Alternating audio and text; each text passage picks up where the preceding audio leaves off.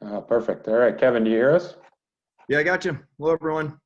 All right, great. We'll get started here. I'll start putting stuff in the chat as we go, but Paul had his hand raised first. So, Paul, go ahead with the first question for Kevyn Adams.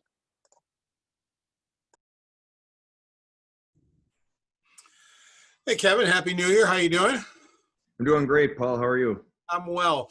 As far as the roster goes, are you basically where you want to be now with the roster as you're entering camp, or are there still some minor or major twitches that you're looking at? Yeah, well, I guess first of all, Happy New Year to everybody on the call, and hope everybody's had a great holiday season. And it's actually nice to be doing this call talking about the season. It's exciting. So I'm sure you're all looking forward to it as well. But yeah, Paul, I think from my standpoint, it's, we put a lot of thought and work into where we felt we had to address the roster over the off season. Certainly a lot of work went into that, and I feel that you never want to say you're exactly where you want to be, because you always want to get better. So we're leaving ourselves the opportunity if there's a way to improve our roster. But I think for the most part, what you see right now and as we head into training camp is close to where we'll be as we come out of it. Hey, Kevin, Heather Prusak here from News 4 in Buffalo. Good to see you. Happy New Year. Hope you had a great holiday season. Hi, Heather. I just want to ask you, I have two questions for you. One, just what's your reaction to this return to play format and how the divisions were set up? And then also, since taking over, I know you talked a lot about your relationship with Jack Eichel. How has that evolved, and how much have you been able to talk to him and really build your relationship there? Yeah, well, starting with the return to play in the format, I have to say, I think the NHL did a phenomenal job in a really challenging time to put this all together. And so, I tip my hat to the league and the Players Association for getting us to this point. And, I think it's easy to look at the divisions and say, oh man, it would be, we were over there. If we were over there, you know what? We're where we are. We understand geography, and we're excited about it. So, I think it's a challenging division. Certainly, it's a unique year. I think the more of a mindset, Heather, that we go into this season with embracing the challenge and embracing the unique opportunity we have in front of us, the better. So that's how we're approaching it. In terms of Jack, I feel like this off season, extended off season, Jack and I had time to spend to get to know each other. We've done that. Some of it was actually, spending time together and just talking. Sometimes it's just been text on the phone or whatever it's been. But, I made it clear to Jack right in the beginning that I want to build a relationship with him. I want to get to know him. I want him to get to know me. And I want this to be a situation where we all help each other. We all want the same thing. And so, you can't have that immediately. You have to build trust as you go. And that's what I want to do with Jack and all of the players and coaches. Morning, Kevin. Lance Lysowski from the Buffalo News. Hope you're doing well. Hope the family's safe and healthy.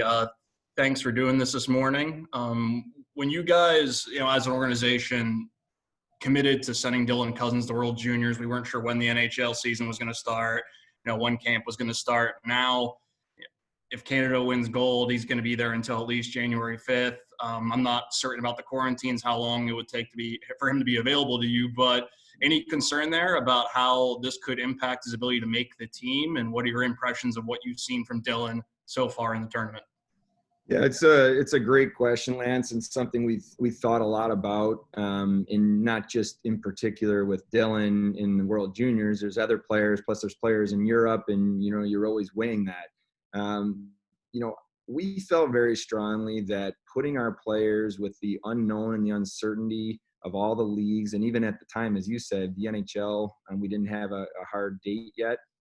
Giving someone like Dylan the structure, the competition day in and day out, not just in the games, but the practices of being part of that experience of Team Canada was going to be incredibly helpful, both in the short term and the long term. So for me to support him and the chance to be on Team Canada, be in a leadership role, feel that a little bit of that pressure of what it feels like on a stage again with everybody watching, I thought was just a great growth opportunity. So I don't see in any way it impacting in a negative of him coming to Buffalo and his chances, because to be honest with you, he's now had a long runway to be in. He's in game shape and playing and competing. So I look at it as a positive. In terms of his game individually, you know, he's I think he's a player that we've seen grow over the last, let's say, 12 months, and well, I guess a year and a half now since he was drafted, and round out his games, and he's going to continue to need to do that. You know, it's a great start for him in the World Juniors, and I love the fact that he's a go-to guy there. I love the fact that he's obviously producing offensively, but what I really enjoyed the other night in a 1-goal game at the minute and a half to go, he's on the ice when they're up a goal. So it says a lot about his 200-foot game, and the coach obviously believes in that.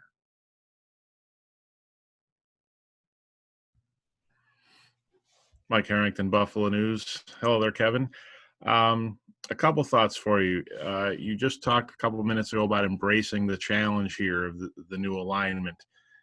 You know, on paper, you probably spent the summer trying to figure out how can we get ahead of the Panthers? How can we get ahead of the Canadians?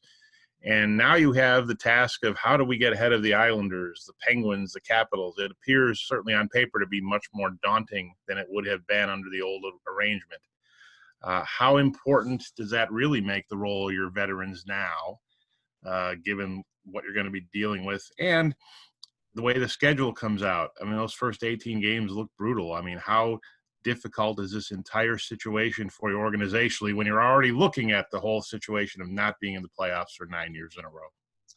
Yeah, I think for me, it's, you know, there's a lot what you asked there and a lot of different, you know, talking points. And I think one of the things I'd like to focus on, Mike, for our team is I probably said this the very first time we talked. The NHL is such a matchup league, you know, and having the ability to go into a building, being on the road and being able to match up with your lines and how you compare with other teams is really important. So I'd say that we didn't necessarily look at just our division back as you started your question.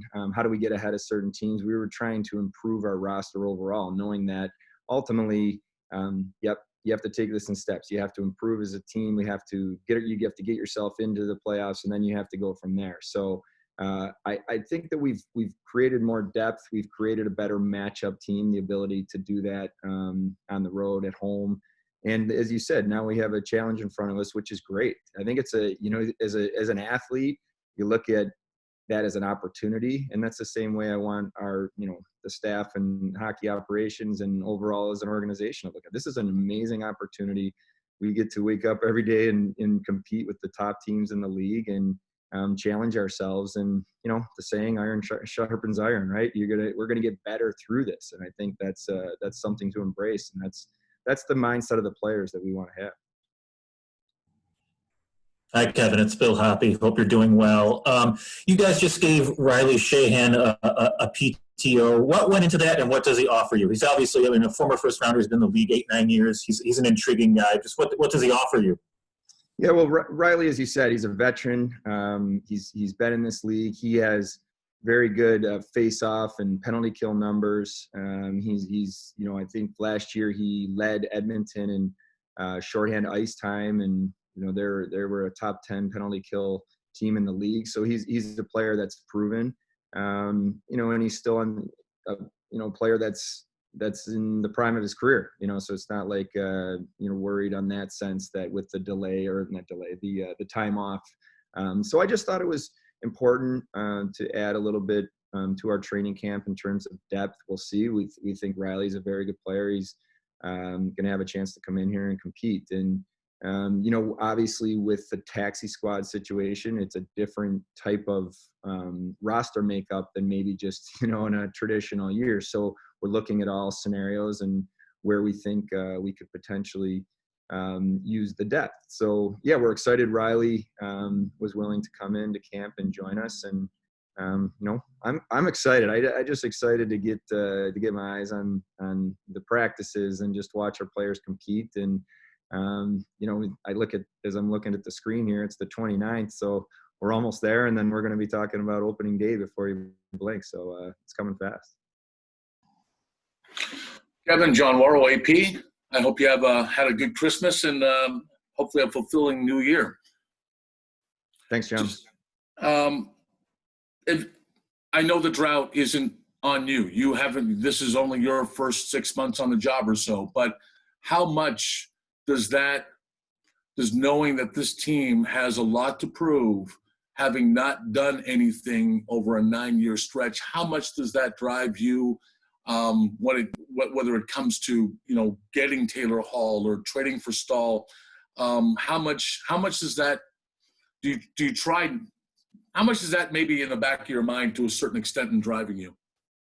Well, I'd say this, John. I don't wake up every day thinking about the past. I don't think about the 9 years, especially as you said, I wasn't in this role. But what I do have an understanding of is, asking questions about maybe why didn't things work out a certain way before, or what decisions were made that we can learn from. So I've tried to, over these last 6 months, do a bit of a deep dive and maybe a postmortem into certain areas over the last number of years of what we can learn and how can we improve. And then the other part of that is I am, like I've said before, I'm a Western New York native. I understand the DNA of this community, of our fan base, of the passion, of what this town can and will be like when we get this team to where it needs to get to. So it drives me, and it drives all of us every day.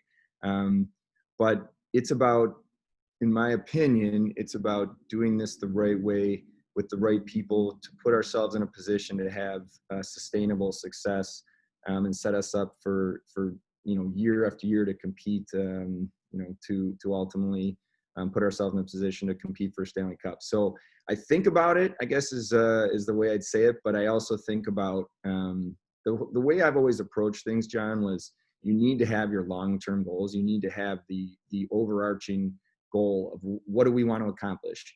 And I would say that I'd assume every team would say the same thing. We want to accomplish the goal of winning a Stanley Cup. We want our franchise to have that taste of that. We want our fan base to be excited and to feel that. So then how do you get there? And it's breaking that down. And I ultimately go deeper in all the way to what are we going to do today? How are we going to get better? I have a saying that I like to use, and probably people in the office are tired of me saying it, but let's win the moments. What are we going to do today that we can win the little moments that up to bigger moments? And if you have that mentality day in and day out, and our players and our coaches and our staff and our business operations and everybody that works in the organization, you have that mindset on a daily basis, then it starts to build and grow, and you win more moments, and then they become bigger moments. So it's a really long answer for you, John, but it's all part of the daily kind of makeup of what this organization we're working towards. And you don't just wake up one day and it happens. It's a lot of the little things that go into it along the way. Morning, Kevin. Mike Agello from Full Press NHL. Question regarding one of the new aspects you're going to have to deal with this year, which is the taxi squad. There are some NHL teams that are going to be using it to manage their salary cap.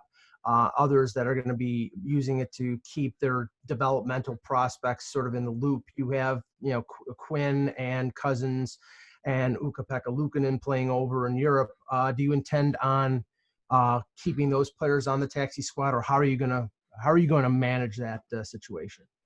Well, I'll have a better answer for you in a couple of weeks, probably, when we just let this sort itself out in training camp. But I think it's a combination of everything you said. But I would say, if I'm prioritizing, it has to be about what puts us in the best position to have success for the Buffalo Sabres now. If we put ourselves in a position where we have players in our taxi squad that we believe can step in and help our team if and when, and we all know they will be needed at different times, then that's the way I would look at it. But of course, you're thinking about the development side. You're thinking about the long term, for our organization. But to me, you have to prioritize your thinking, and I would say that we'll start with what we feel gives the Buffalo Sabres the best opportunity to be successful and win hockey games, and then we'll work off of that.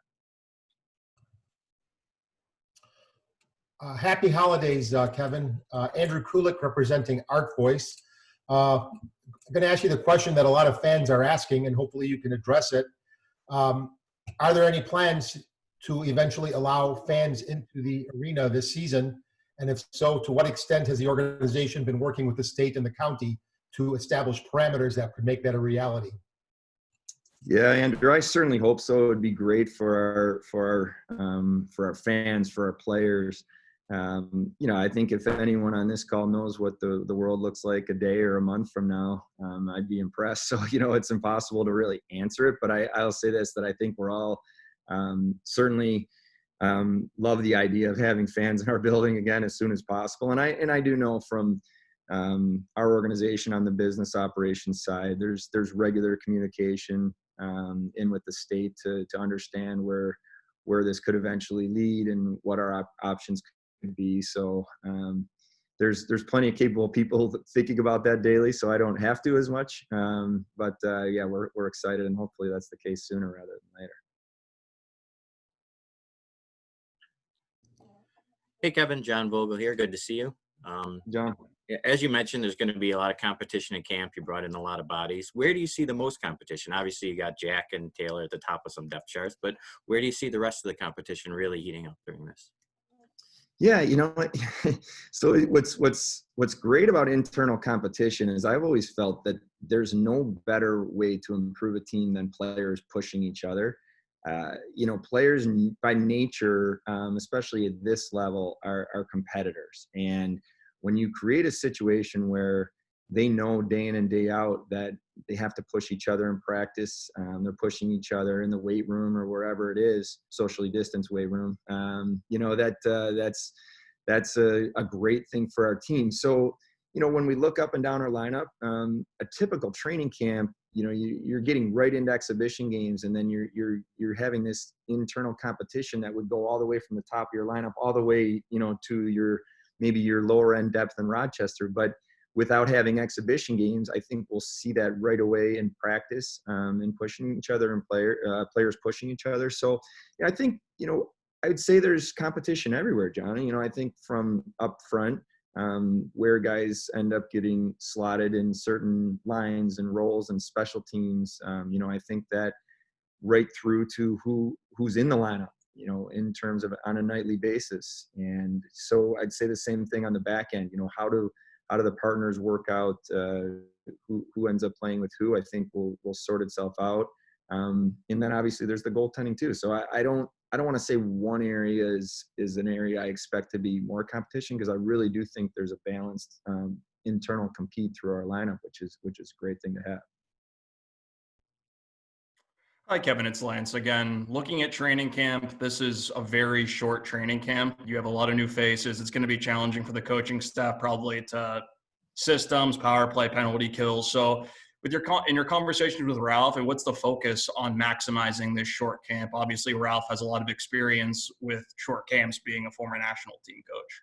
Yeah, I mean, you nailed it. There's probably a couple areas, and Ralph, I'm sure, expand on this when he jumps on. You want to get your new players completely up to speed and understanding principles and in tactics and the way the coaches have an expectation that they'll play. So that'll be a focus. But we also haven't played hockey in a number of months, so there's going to be a need for Ralph and the coaches to really get the guys ramped up quickly to compete. So, the other part is I always felt as a player like, man, you work so hard in the off season and you're ready to go, and then the first exhibition game and you're 20 seconds into your first shift and you feel like you have never played before because your legs are burning and your lungs are burning. And so the players have to feel that a little bit. And then I always felt like from training camp to the regular season, it was like, whoa, the pace just jumped up again.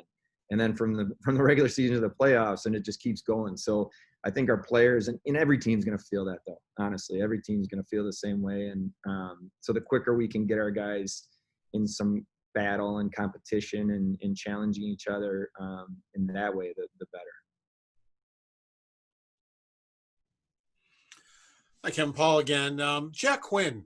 I know the plan in development wasn't to have him with the Buffalo Sabres this year. I mean, There's a certain way that you develop players, and what do you do with them once the World Junior is over? Do you almost have to bring him to Buffalo? He's right now doesn't have a junior team to go to. Who knows? And that's short term. Who knows long term? Even if he will have a junior team to go to. So, what do you do with Jack? He almost has to be with the Sabres, doesn't he? Well, we're gonna see what happens over. We're gonna obviously just let him go through World Juniors and make that decision after. But you're right. Without having a the OHL not playing right now, you don't want someone like Jack just at home not getting any reps. So we'll figure that out. But I think we're gonna have to look across the world for opportunities for players, right? Like where could we put different players if there's spots, and we're not the only team, so the spots can go quickly. So we'll keep our eyes wide open with all that. And there's not a perfect answer to say, okay, we're going to do this with this group of players. I think you really have to look at individual players and say what's best for them, what's best for the Buffalo Sabres, and ultimately their career, and then we'll make those decisions. But Jackson, one of many, and then we'll make the best decision we can with the information that we have. Mike Harrington again, Kevin. Your earlier answer where you talked about how you did a deep dive of what's gone on here in the past. We've all seen it. We've seen the free agency approach, the tanking approach, the trades, the development approach. You've kind of initially off the start here have a little bit of a hybrid going. You're big on development, and you've made some moves to bring some veterans in here. How much is that necessitated by the fact you really just can't have a 3 to 5 year plan right now where this franchise is? And how much did that deep dive just teach you about maybe some of the things you thought you knew, but maybe you had to learn more about? Yeah, it's a great question, Mike. I think, one of the things that jumped out to me was, and I felt this, I've probably always felt this, or maybe felt this as a player really, really strongly.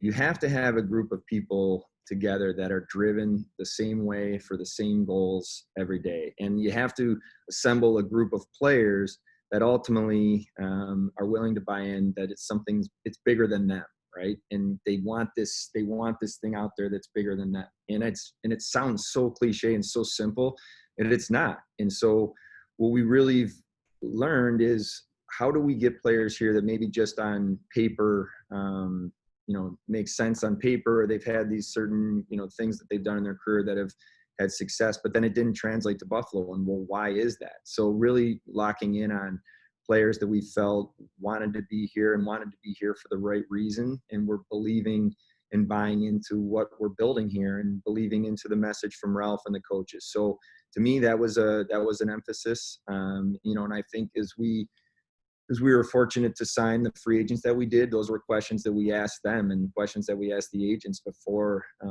signing those players. Is this something they believe? Do they want to be a Buffalo Sabre? Do they want to live in Buffalo and be part of this community?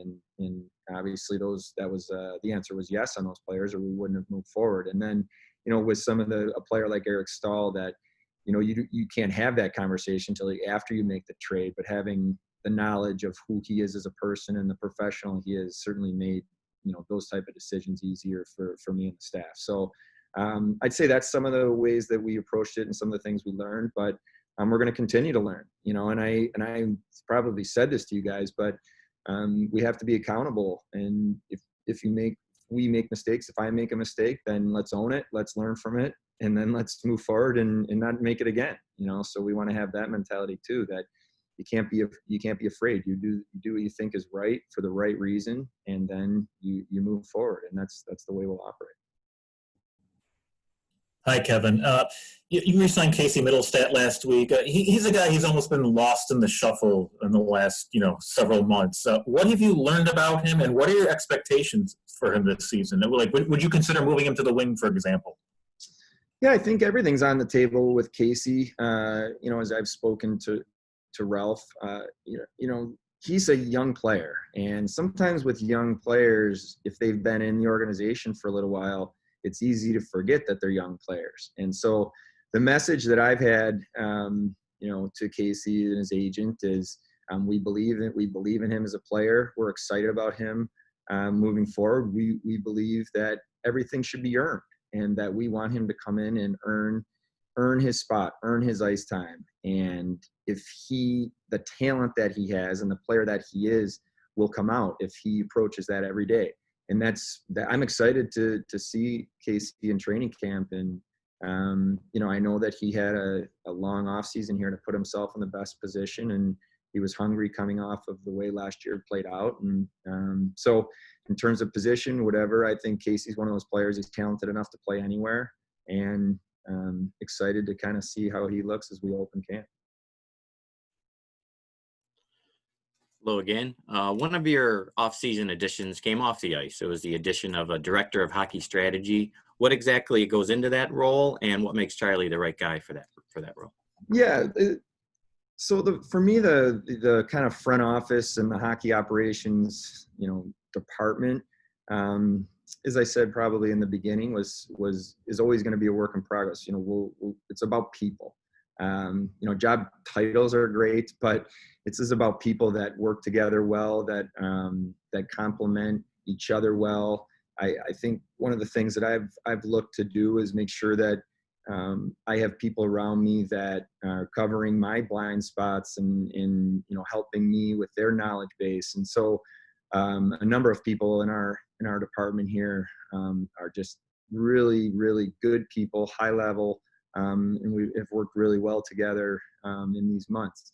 Charlie in particular, his role, for me, one of the biggest things is communication, how we all communicate to each other. And I'm sure if you took this to any sort of business or anything that you guys have seen over the years, it doesn't matter. It doesn't have to be a sports team, but if you're not communicating, talking to each other and sharing information, you're working in silos. And one of the things that I've noticed, as I went from a player into development, into coach in different areas, was that communication wasn't easy. So, and I'll use an example.